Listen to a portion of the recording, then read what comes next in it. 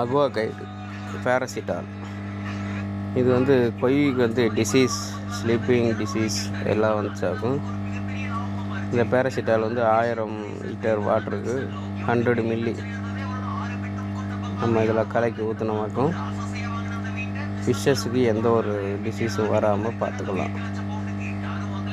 Weekly 1 time கொஞ்சம் கொஞ்சம் கலந்துக்கே வந்துட்டால் ஃபிஷ்ஷு நல்லா ஹெல்த்தியாக இருக்கும். வேறு எந்த ஒரு டிசீஸும் வந்து தாக்காது.